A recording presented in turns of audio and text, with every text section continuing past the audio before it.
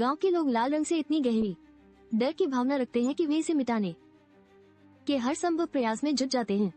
उनकी इस अति संवेदनशीलता का आलम यह है कि वे लाल फूलों को भी निकालकर गहरे गड्ढों में दफन कर देते हैं।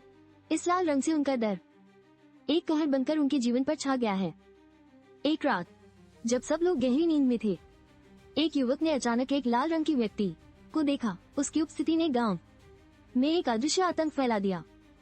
ऐसा लगा जैसे रात की शांति को किसी ने भंग कर दिया हो। लोगों ने इस भयानक दृश्य को अपने मन में समेट लिया।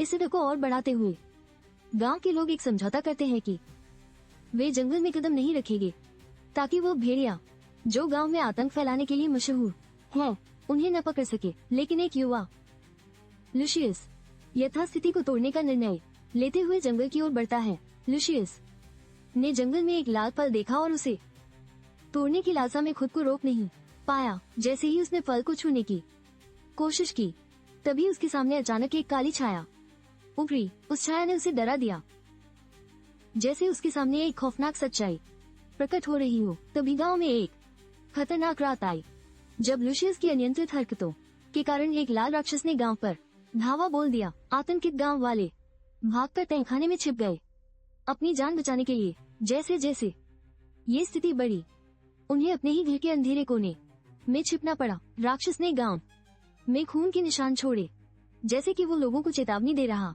हो। इस दौरान लुशियस ने अपनी गलती को स्वीकार करते हुए बाकी गांव वालों को खतरे की गंभीरता से आगाह किया। उसकी आवाज में घबराहट और चिंता की झलक थी, जैसे वो अपनी संजीवनी शक्ति का उपयोग कर रहा हो। गांव के प्रमुख ने एक घायल व्यक्ति को बचाने के लिए चिकित्सा सहायता का प्रयास किया, लेकिन स्थिति और भी गंभीर होती गई, मानो हर पल मौत की आहट उनके पास आ रही हो। गांव के सभी लोग एक दूसरे की मदद के लिए तैयार थे, लेकिन अंधकार छा गया था। एक साहसी महिला ने तात्कालिकता को महसूस करते हुए दवा खरीदने के लिए शहर की ओर जाने का निर्णय लिया, लेकिन उसकी यात्रा के दौरान कई बाधाएं सामने आई, जैसे कि एक चुनौतीपूर्ण यात्रा उसके साहस को कसौटी पर रख रही हो। महिला ने जंगल में यात्रा के दौरान डर का सामना किया और अपनी जान बचाने के लिए लगातार संघर्ष किया।